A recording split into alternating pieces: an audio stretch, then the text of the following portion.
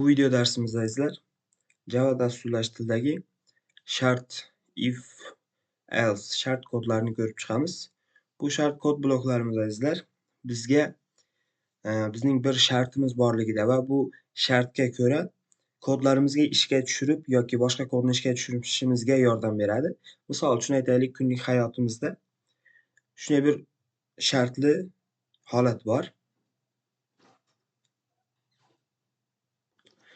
Bu holat misol uchun aytaylik, agar uyda non bo'lsa, uyga non olib bormayman, agar bo'lmasa uyga non olib boraman kabi bir holat. Ya'ni uyda non bo'lsa uyga non olib boraman, bo'lmasa olib bormayman. Bu yerda bir shart bor. Uyda non bo'lib yoki bo'lmasligi. Bo'lsa olib boradi, bo'lsa olib bormaydi, bo'lmasa olib boradi. Buning kabi shart kodlarini yozishimizga if, else kodlarimiz yordam beradi azizlar. Yoki boshqa bir holat, misol uchun ikki sonimiz bor, A va B ismli. Agar A sonimiz B sonidan katta bo'lsa, ekranga A sonini yozgiz. Agar B soni A sonidan katta bo'ladigan bo'lsa, ekranga B sonini yozgiz kabi holat bor. Bu kabi holatni kodlarda ifoda etishimizga if, else kodlarimiz yordam beradi. If, else kodlarini kodlar bilan ko'rib chiqaylik. If, else boshlaymiz. Misol uchun birinchi vaziyatni qilamiz. Agar uyda non bo'lsa, uyga non olib boradi, bo'lmasa olib bormaydi kabi holatni, vaziyatni bu yerda shart kodlar bilan yozib ko'ramiz. Misol uchun uyda non bo'lib yoki non borligini yoki yo'qligini ko'rsatib turadigan bir o'zgaruvchi kerak bizga. Biz bu o'zgaruvchini xotirada, ya'ni RAMda tutishimizga yordam beradigan o'zgaruvchimiz boolean sifatida foydalanishimiz mumkin. Misol uchun booleandan foydalanamiz. Boolean non bor. Shuni katta harf bilan yozaylik. Non bor. False. Misol uchun uyda non bormi? Non bor, false deyapti. Bu nima degani? False degani azizlar, uy yo'q. Ya'ni noto'g'ri. Non bor deyapti. Bu noto'g'ri. Ya'ni uyda non yo'q ekan. Bunga ko'ra uyda non yo'q ekanligini ko'rsatyapti bu o'zgaruvchimiz. Kelamiz, if kodimizni yozishni boshlaymiz. If, misol uchun shu shaklda yozamiz. Non bor keldi bu yerga. Misol uchun if agar degani, agar bu yerdagi mana shu ifdan keyingi qavs ichidagi natijamiz true bo'lsa, bu yer true bo'lsa, nima deydi? Bu shu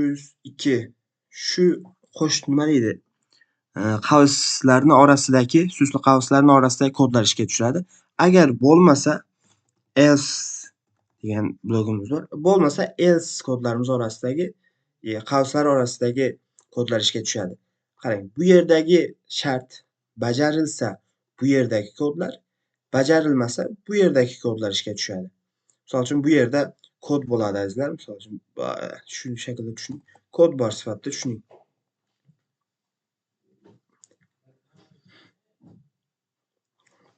Kod bor sifatida tushuning. Misol uchun biz bu yerda false dedik. Ya'ni bu yer false bo'ldi. Shu yerga yozamiz ochiqlamasini. If ichi false bo'lsa, bu kodlar ishlamaydi kabi. Misol uchun hozir bu yer false. Misol shu yerga yozaylik. Ekranga yozamiz. Non olib kelma. Ekranga yoz. Non olib kelma. Chunki uyda non bor. Chunki uyda non bor. Xuddi shuni qo'yamiz, bu yerga yopishtiramiz. Non olib kel. Chunki uyda non yo'q. Bo'lsin shu yerda. Yo'q kabi holat. Misol uchun ikki holat.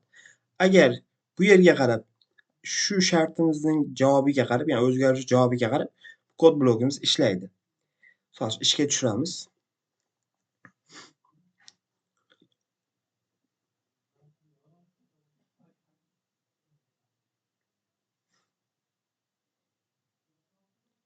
Misal üçün nan alıb gel, çünki uyda nan yox. Nimaga bu shu else kodlar ishladi misal üçün? Chunki bu yer false, ya'ni nan barning javobi false edi. False bo'lganligi uchun bu yer ishga tushdi. Agar bu yer true bo'lganida, shu javobimiz true bo'lganida bu yerdagi kodimiz ishga tushardi. Misol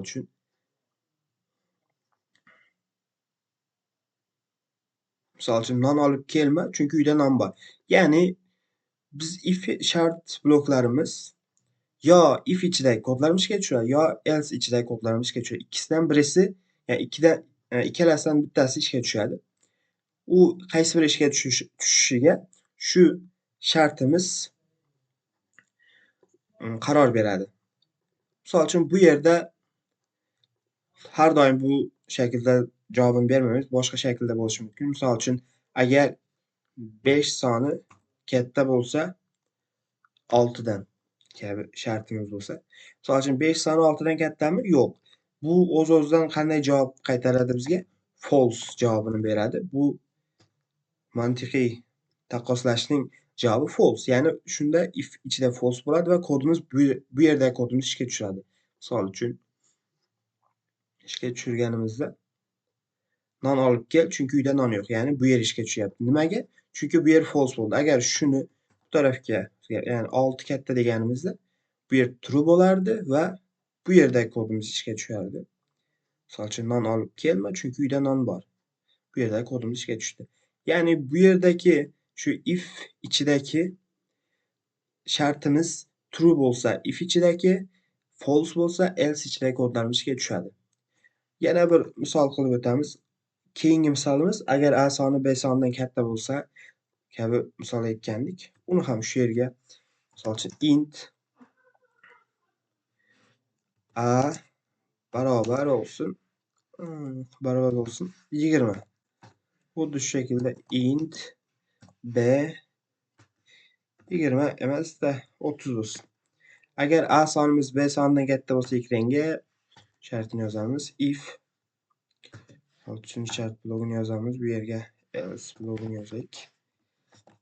Bu bizning if else kodini yozilishining bir formula sifatida tushunishingiz mumkin.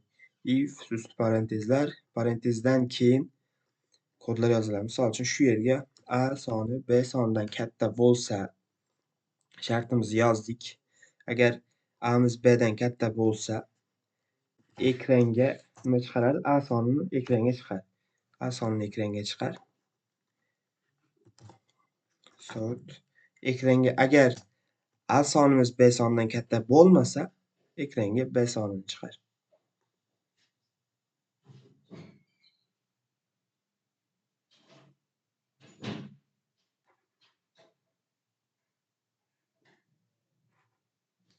Ekranga chiqar kabi kodimiz. Misol uchun buni ishga tushiramiz.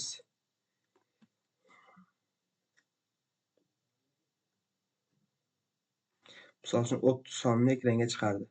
Dedikki a b'dan katta bo'lsa a ni chiqar. A 20. 20 30 dan katta bo'lmaganligi uchun ekranga a sonini chiqarmadi va else ichidagi kodni ishga tushirdi. Ya'ni b soni katta bo'lganligi uchun ekranga b sonini chiqardi. Keyin yana bir if else'da davomi bor. If else kodlarimiz ichida else if ham bor. U nima degani? Misol uchun bizda bir vaqt o'zida ikki shart bor va u ikki shartga ko'ra kodlarimizni ishga tushirishimiz kerak bo'lgan vaziyatda else if kodlarimiz ham yordam beradi. Misol uchun qanday yoziladi? Unda shu shaklda uni formulasi azizlar. Shu yerda bir kod bloki bo'ladi. Bundan keyin shu yerda misol uchun else if shaklida bo'ladi azizlar. If else shu yerda bir shart bor, ikkinchi shartimiz. Keyin oxirida else kodi. Misol uchun else ham bir shart blogi. Misol uchun qarang, qaysi vaziyat bo'lishi mumkin? Xuddi shu misolimizni olib o'tishimiz mumkin. Agar a b'dan katta bo'lsa, ekranga a ni chiqar. Agar b sonimiz a sonidan katta bo'lsa, b ni chiqar. Agar bir-biriga teng bo'lsa,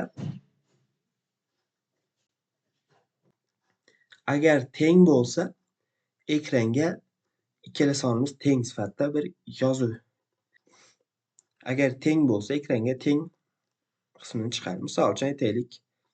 Agar birinchi shartimiz o'zimiz.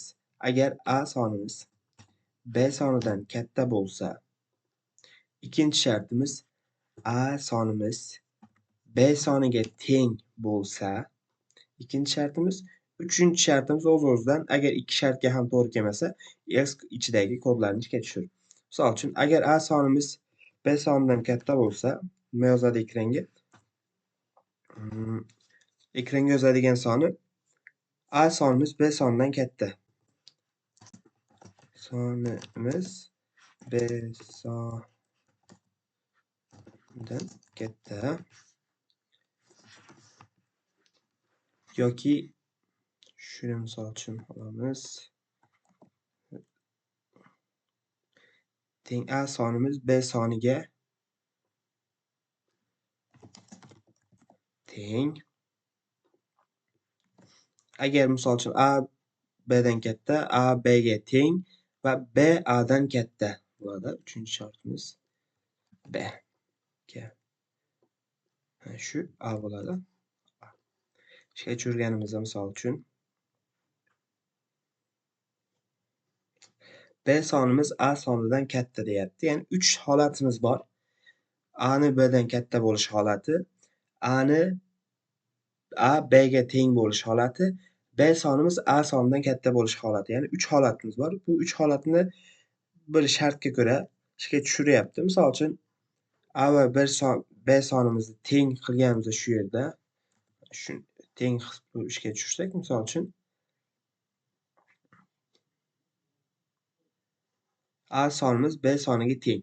Misol uchun keldi, javobimiz shu yergacha bo'lgan kodlarni ishga tushirdi.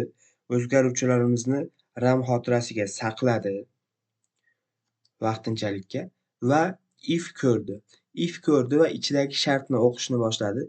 Shartda dediki, agar A soni B sonidan katta bo'lsa, bordi, A soniga qaradi, B soniga qaradi, kattami dedi. Katta emas, ya'ni bu yer false ekan. Bu shart false dedi, ya'ni katta emas. Keyin keldi, bu yerdan chiqdi, bu yerning kodini ishga tushirmasdan else ifga keldi. Else ifga kelib xuddi shu savolni so'radi. A sonimiz B soniga tengmi dedi. Ketdi, nima deydi? RAMdan ikkala sonimizni qiymatlariga qaradi. Qaradi, ikkisi ham 20. 20 bo'lganligi uchun bir-biriga teng dedi va bu yerni true dedi va true deganligi uchun bu kodni ishga tushirdi. Ya'ni shu yer true bo'lsa, bu kod, bu yer true bo'lsa, bu yer ishga tushadi. Ikkisi ham bir vaqtda true bo'la olmaydi. Misol uchun, agar ikkisi ham false bo'lsa, bu yer ham misol uchun false bo'lganda edi. Bu kodni ham ishga tushirmasdan else ichidagi kodni ishga tushirardi. Else ikkala kod ham ishga tushmaydigan bo'lsa, else ichidagi kodni ishga tushiraman deydi. Bu shakl. Ya'ni if shart bloklarimiz qisqacha bu shaklda ishga tushadi. Bu haqida kitobimizdan ma'lumotlarni o'qib o'rganishlari mumkin. U yerda misollar ham bor.